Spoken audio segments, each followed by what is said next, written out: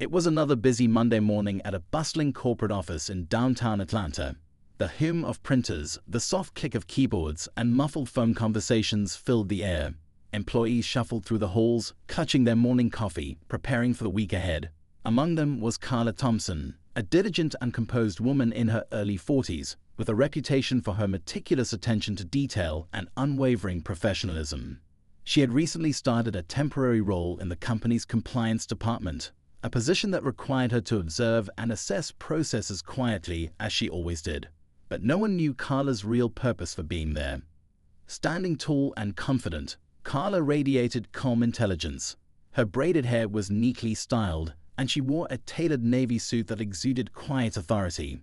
Despite her unassuming demeanor, her presence commanded a certain respect, at least from those who took the time to notice. But not everyone did. Enter Richard Hastings, the company's regional manager. Richard was the quintessential image of corporate arrogance.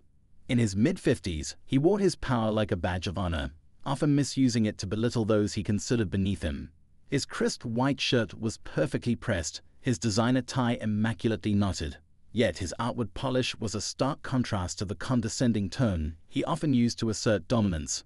For Richard, appearances were everything, and in his mind, Carla was just another subordinate who didn't belong in his world of executive prestige.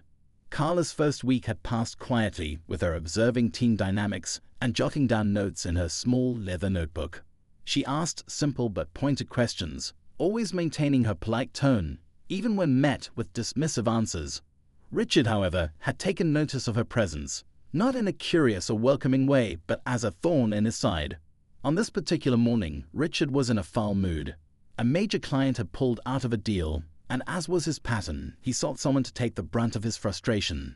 As fate would have it, his eyes landed on Carla, standing near the coffee station. She was reviewing a report, her brow furrowed in concentration. "Excuse me," Richard called out sharply, his voice cutting through the low hum of office chatter.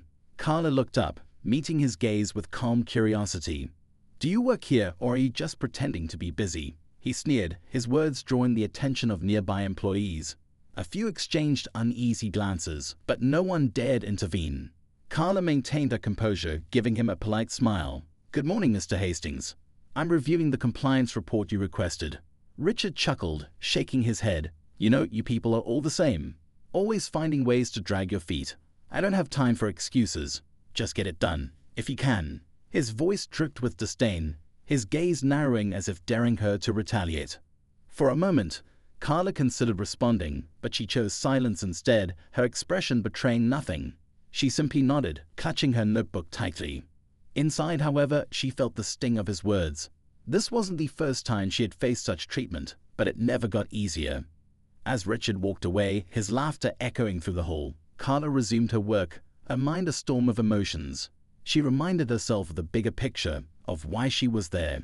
She wasn't just a temporary employee. She wasn't just an observer.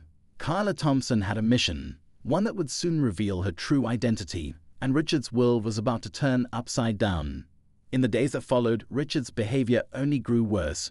He made snide comments during meetings, dismissed her suggestions without consideration, and even went so far as to publicly question her qualifications. Each time, Carla responded with grace, her silence speaking volumes. She was gathering more than data, she was collecting evidence. Then came Friday afternoon. The office buzzed with the usual anticipation of the weekend, but Carla had something else on her mind. She had scheduled a meeting with Richard, under the guise of discussing compliance issues. Richard, of course, had agreed, if only to belittle her further. As Carla stepped into Richard's plush corner office, she felt a sense of calm determination. This was the moment she had been preparing for. She placed her notebook on his desk and met his eyes with unwavering confidence. "Well," Richard began, leaning back in his leather chair, "I hope this won't take long. I have better things to do than go over your findings." Carla smiled, a hint of steel in her gaze. "Oh, I believe you'll find this meeting worth your time, Mr. Hastings." Richard raised an eyebrow, intrigued by her sudden boldness. But before he could respond, Carla reached into her bag and pulled out a sleek black folder embossed with a government seal. "I think it's time we discuss my real role here," she said, her voice steady. Richard's smug expression faltered, replaced by confusion, and then panic as Carla opened the folder. The game had changed, and Richard Hastings was about to learn that the woman he had so casually humiliated was far more than he could have ever imagined. Richard's eyes flickered from the black folder to Carla's face, his expression shifting from confusion to a kind of dawning realization. He leaned forward, his fingers drumming nervously on the desk. "What's this?" he asked, his voice now lacking its usual arrogance, replaced by a guarded tone. Carla didn't answer immediately. Instead, she flipped open the folder, revealing a series of official documents. She placed them on the desk in front of him one by one. A government-issued ID, a detailed inspection report, and a badge that gleamed under the office light. Richard's gaze darted back and forth between the documents, his confusion deepening. "You should take a closer look at that badge, Mr. Hastings," Carla said, her voice calm, but there was an undeniable steel to it now. Richard's fingers trembled as he picked up the badge. His eyes scanned it quickly, and his face drained of color. It wasn't just any badge, it was the badge of a top government inspector, someone with the authority to oversee corporate operations and enforce compliance on a national level.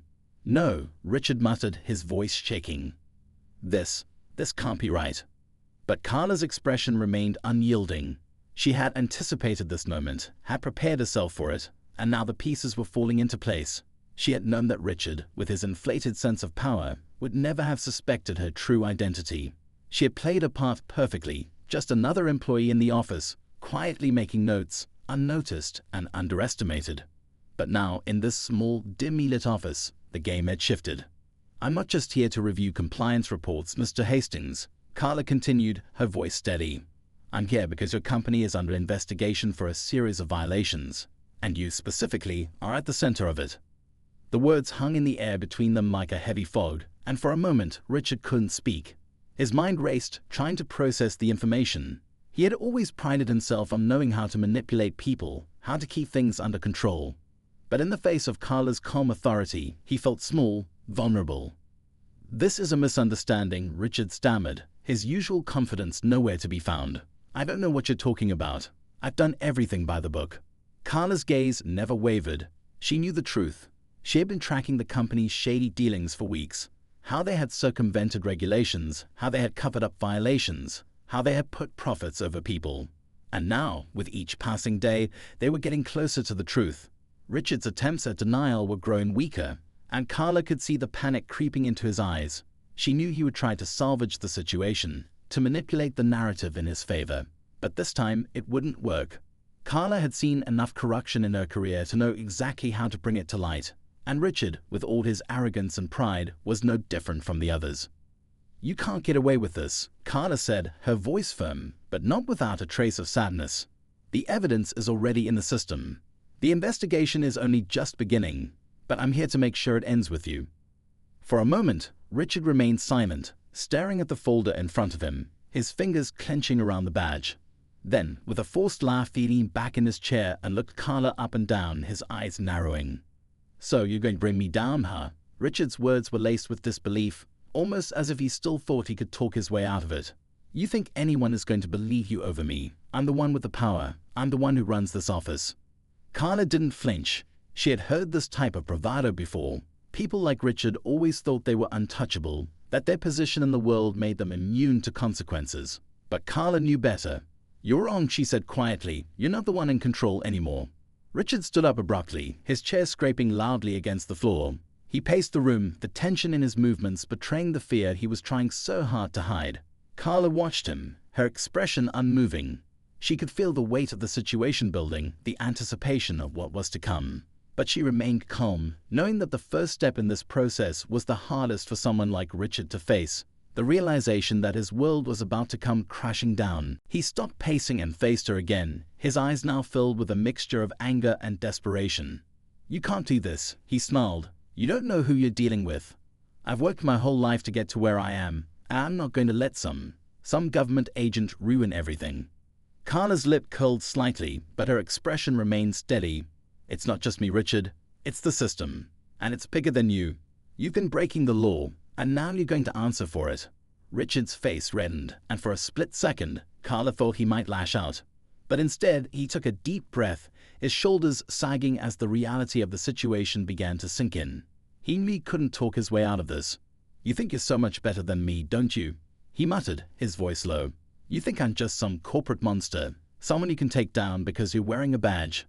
Carla's eyes softened, just for a moment. "This isn't personal, Richard. It never was." But Richard wasn't finished. "You won't be able to take me down alone. You don't know who I have in my pocket. I've got connections, people who will bury you before you even have a chance to make a move." Carla didn't flinch. She had heard it all before: empty threats, hollow power plays, promises from people who thought they were invincible. But the truth was, Carla had already made her move. And she wasn't alone. Richard's words hung in the air, but Carla refused to let them shake her resolve.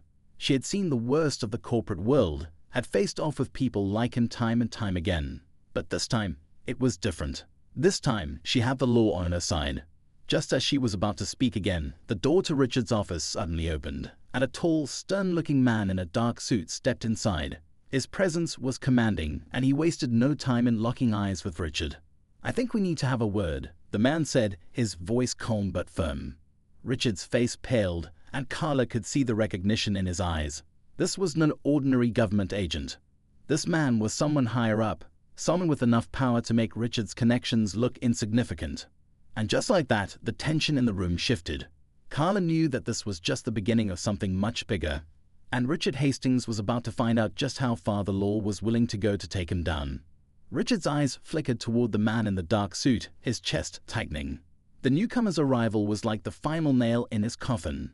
The man stood tall, his face unreadable, but there was no mistaking the authority that radiated from him.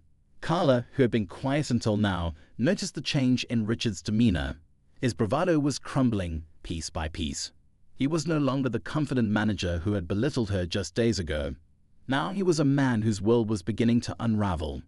The man in the suit didn't wait for Richard to speak. He took a step into the room, his eyes scanning the space before landing on Carla. His gaze softened just a touch, acknowledging her presence, but his focus quickly shifted back to Richard. "I'm Agent Roberts," he said, his tone crisp and professional. "I think it's time we talked about your little enterprise, Hastings."